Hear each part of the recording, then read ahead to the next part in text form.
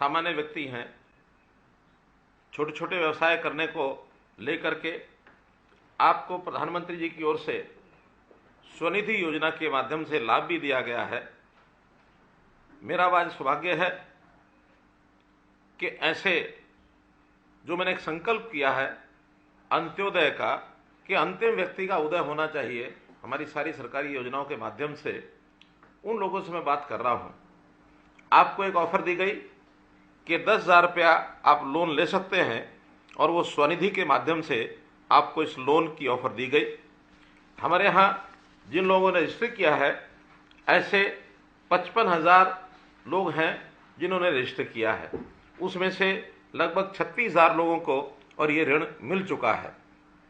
लेकिन मैं ये भी मानता हूं कि ये संख्या केवल 55,000 ही नहीं होगी, लाख से ऊपर भी संख्या ऐसी जाएगी कि जो शहरों के अंदर अपना छोटा काम करते हैं, कहने को रेडी फड़ी व्यवसाय करते होंगे, कहीं खोमचा लगाते होंगे, लेकिन आप लोग वास्तव में हमारे जो आर्थिक स्थिति है, जो हमारा एक प्रकार का जो बड़ी बड़ी कंपनियां भी काम नहीं कर सकती, वो काम आप कर रहे हैं। मुझे याद है वो अवसर जब कोविड के अवसर के समय सब चीज तहस नहस हो गई थी और उस समय आप लोगों ने इन सारी चीजों को संभाला और प्रधानमंत्री जी ने भी ये योजनाएं उसी समय शुरू की थी कि हमारे जो छोटे ऐसे पूंजी वाले लोग जो अपना काम करने में कठिनाई उनको मिल रही है, पैदा हो रही है, उनकी सहायता कैसे की जाए। सभी बैंकों को आदेश दिए गए कि ऐसे लोगों के लिए कुछ योजना बनानी चाहिए। स्वनिधि योजना के माध्यम से 10,000 रुपया और एक लोन के रूप में आपको दिया गया। ऐसे 55,000 से ऊपर लोगों ने ऑनलाइन आवेदन किया। 35,000 के लोगों को ये ऋण जो है स्वीकृत हो चुका है। इसमें अभी तक कुल मिलाकर 48 करोड़ रुपया ये बांटा जा चुका है। और इसमें बड़ी बात यह है कि जो इसका ब्याज होता है, भले ही वो कहने को 9% ब्याज है, लेकिन उसमें 7% ब्याज तो केंद्र देता है, 2% हम सरकार की ओर से उसमें डालते हैं। ऐसा 1 करोड़ रुपए से ऊपर की राशि ब्याज की भी साथ में हमने बैंकों को अदा कर दी है। आपको कोई ब्याज नहीं देना है। और इसकी 3 श्रेणियां बनाई गई हैं। जो 10,000 रुपये का ऋण लेकर के इसका भुगतान करता है, किस्तों में वापस देता है, वो 20,000 रुपये का अधिकारी हो जाता है। दूसरी बार 20,000 रुपये लेता है, अगर वो उसको समय से वापस करता है तो 50,000 रुपये का अधिकारी हो जाता है। ऐसे 3 प्रकार की श्रेणियां बनाई हैं। आप अपने काम को धीरे धीरे आगे बढ़ाएं।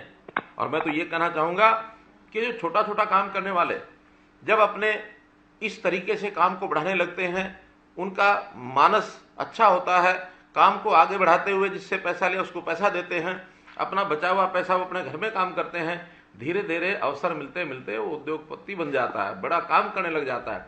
आज बहुत से बड़े बड़े उद्योगपतियों की कहानी है कि उन्होंने छोटे छोटे कारोबार से शुरू किया और आज बड़ी बड़ी कंपनियां बना करके वो आगे बढ़ रहे हैं।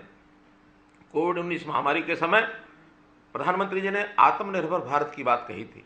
तो ये आत्मनिर्भर भारत अपने आप में तभी संभव है कि हर परिवार वो अपने पैरों पर खड़ा हो जाए, किसी को भी किसी के आगे हाथ फैलाने की आवश्यकता न पड़े।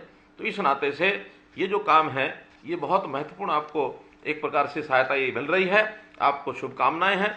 मुझे तो अपना बचपन याद आ रहा है, जब मैं कॉलेज में पढ़ता था, बल्कि स्कूल में पढ़ करके जब निकला, हमारे पिताजी ने कहा कि बेटा सब्जी बेच के आया करो। मैं अपने खेतों से सब्जी लेता था, रोहतक की सब्जी मंडी बेच के आता था, उसके बाद पढ़ाई करने के लिए मैं जाता था। तो काम कोई भी है, कोई छोटा नहीं है। काम अपने हाथ से करना, अपनी शरीर मेहनत से करना, इसके अंदर बहुत आनंद आता है, बहुत खुशी मिलती है। इसलिए आप देश को एक प्रकार से आत्मनिर्भर बनाने के लिए जिस प्रकार का काम कर रहे हैं, ये बहुत सराहनीय काम है। और इसके लिए आगे चल करके यानी हम लोग इसका और विस्तार करेंगे। अभी जो मात्र 56,000 लोगों को हमने जो ऑनलाइन आवेदन मिले हैं, इस स्कीम को और बढ़ा करके हमारा टारगेट भी 1,10,000 लोगों को ये ऋण पहुंचाने का है। तो हम और भी ऋण बांटने के लिए तैयार हैं। आप अपने साथी सहयोगी जो इसका लाभ नहीं उठाया है उनको भी इसके अंदर शामिल कर सकते हैं। हम अपने डिपार्टमेंट की ओर से स्ट्रीट वेंडर्स के मेले लगाएंगे। ऋण मेले के माध्यम से आप लोग वहां आए, जिन लोगों को नहीं ऋण मिला है या जो पहली श्रेणी से वापस भुगतान कर चुका है दूसरी श्रेणी के लिए, दूसरी श्रेणी वाला तीसरी श्रेणी के लिए, इस ऋण को लेने के लिए अगर वहां वो आता है तो ऐसे इस पीएम स्वनिधि लाभार्थी इनको लोन मिलेगा।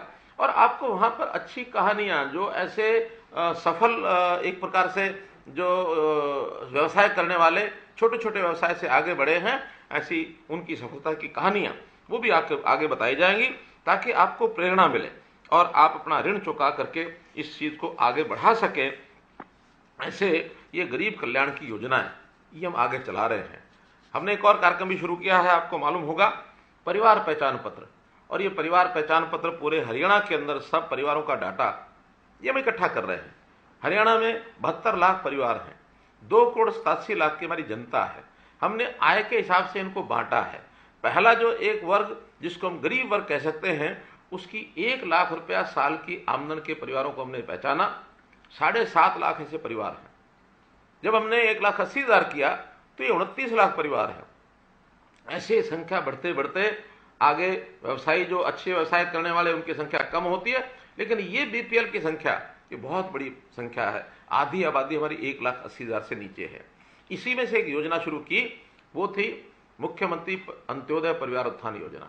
मुख्यमंत्री अंत्योदय परिवार उत्थान योजना के अंतर्गत भी जिनकी 1 लाख तक आय है, 7.5 लाख परिवारों को हम एक बार सबको बुलाएंगे। अभी तक लगभग 1.5 लाख लोगों को उसमें से बुलाया जा चुका है।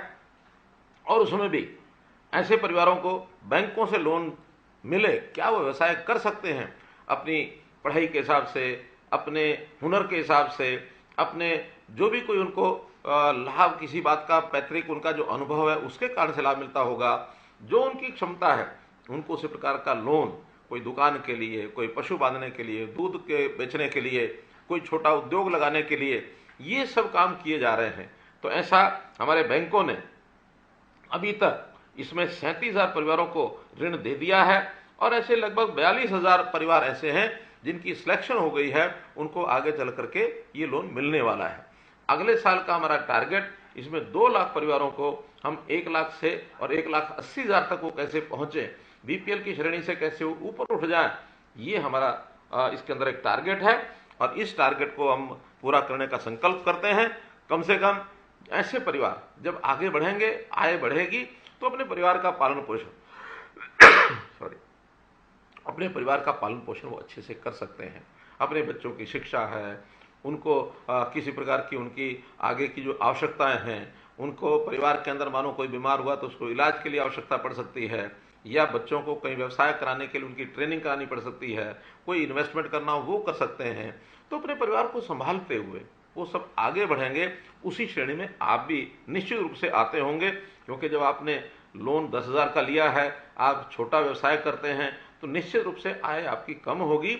इन सब योजनाओं का लाभ उठाने के लिए आपको आगे आना है। हम तो जल्दी से इस प्रकार के मेले, जो अंत्योदय मेले हैं, फिर से लगाने वाले हैं। अभी तक तो केवल 861 दिन के मेले ये पूरे हुए हैं, लेकिन चौथा चरण इन मेलों का बहुत जल्दी हम जो है इसमें लगाने वाले हैं। और जो ऐसे गरीब परिवार हैं, ऐसे गरीब परिवारों के स्वास्थ्य की चिंता करने के लिए भी प्रधानमंत्री जी ने आयुष्मान भारत योजना चलाई। हमने उसमें भी उस संख्या को बढ़ाने के लिए एक चिरायु योजना और चलाई है, ताकि 1,80,000 रुपये तक की इनकम के सब परिवारों को ये लाभ मिले। ऐसे लगभग 29 लाख, 29.5 लाख परिवार हैं जिनको ये लाभ जो है ये मिलेगा। तो इस प्रकार से हम आपके लिए बहुत कुछ करने के लिए तैयार हैं, क्योंकि आप ही हैं जो अपने परिवार को अपने पैरों पर खड़ा करके आगे बढ़ाने में देश की एक बहुत बड़ी सेवा कर रहे हैं। परिवार आत्मनिर्भर होगा तो स्वाभाविक है हमारा जो देश है, प्रदेश है, वो भी जो है आत्मनिर्भर होंगे। और इसमें आपने करके भी दिखाया है, क्योंकि जैसा हम मानते हैं कोरोना के समय एक प्रकार से हमारी जो आर्थिक स्थिति है, हमारा जो सारा सिस्टम है, वो पटरी से उतर गया था। एक आप ही हैं कि जिन्होंने, भले आप काम तो कहीं फुटपाथ पर ही करते होंगे, लेकिन जब गाड़ी फुटपाथ से उतर जाए तो वापस फुटपाथ पर, पटरी पर चढ़ाने के लिए जो आप जैसे लोग काम कर सकते हैं, वो शायद बड़े बड़े लोग भी काम नहीं कर सकते, इसलिए आपने उसको पटरी पर चढ़ाया। मैं आपको इस अवसर पर अपनी ओर से शुभकामना देता हूं कि आप आगे बढ़े, आपका परिवार आगे बढ़े, परिवार में बच्चों की पढ़ाई वो भी आप ठीक से करा सकें। और बच्चों की पढ़ाई के लिए तो हमने एक योजना और बनाई है। सरकारी स्कूल तो सबके लिए खुले ही हैं। हो सकता है आप में से कोई चाहता हो कि मुझे सरकारी स्कूल के बजाय अपने प्राइवेट स्कूल में जो घर के पास है, आपका मन में आ सकता है कि उसकी पढ़ाई मुझे वहाँ करानी है, तो आप वहाँ भी करा सकते हैं। आपके बच्चों के लिए हमने 5वीं तक उसके लिए 700 रुपये महीने की फ़ीस, 10वीं तक उसके लिए हमने 900 रुपये महीने की फ़ीस, 12वीं तक 1100 रुपये महीने फीस, एक नई योजना चिराग नाम से योजना बनाई है। इस योजना के अंतर्गत आप अपने बच्चों को पढ़ा करके और आगे भी बढ़ सकते हैं।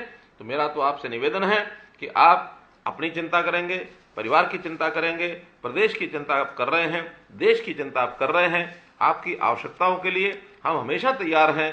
अभी जितना सहायता आपको मिल रही है ठीक है, इसके अलावा भी आपका कोई सुझाव आता है, आपकी कोई डिमांड आती है, जब भी आपको अवसर मिले तो आप उसके अंदर अपने आप को शामिल करके अपनी बात हम तक भेजें। निश्चित रूप से हम आपका बहुत ही सम्मान भी करेंगे, आपका स्वागत भी करेंगे, आपकी आवश्यकताओं को पूर्ति भी करेंगे। आपने मेरी सारी बातचीत को सुना, आपका बहुत बहुत आभार, बहुत बहुत धन्यवाद। तो सीएम मनोहर लाल को आपने चंडीगढ़ से लाइव सुना। ऑडियो कॉन्फ्रेंसिंग के जरिए स्वनिधि योजना के लाभार्थियों से सीएम संवाद कर रहे थे। तो योजना को लेकर जानकारी दी गई, बातचीत की गई, बैंकों को आदेश दिए गए ऐसी योजना तैयार करें। स्वनिधि के तहत लोन के तौर पर 48 करोड़ रुपए वितरित किए गए। स्वनिधि योजना में लोन के लिए 3 कैटेगरी बनाई गई। तो सीएम की बड़ी बातें क्या कुछ कही गई सीएम की ओर से, वो हम आपको बता रहे हैं। छोटे उद्यमियों को योजना का फायदा मिल रहा है और ये सरकार की प्राथमिकता भी है कि इन लोगों को फायदा मिले। सरकार का लक्ष्य सबका विकास करना है। कोरोना के समय छोटे उद्यमियों ने बेहद काम किया। स्ट्रीट वेंडर के लिए मेले लगाए जाएंगे, ये भी सीएम ने जानकारी दी है। तो स्वनिधि योजना को लेकर सीएम लाभार्थियों से संवाद कर रहे थे। 2 लाख परिवारों को बीपीएल से निकालने का लक्ष्य है।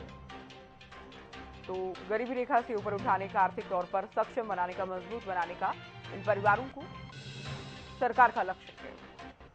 तो बड़ी खबर आपको बता रहे हैं, सीएम को आपने सुना भी। स्वनिधि योजना के लाभार्थियों से सीएम संवाद कर रहे थे। क्या योजना है, क्या लक्ष्य है, कैसे लोगों को इसका फायदा मिल पा रहा है, आने वाले दिनों में सरकार की क्या कुछ योजना रहने वाली है।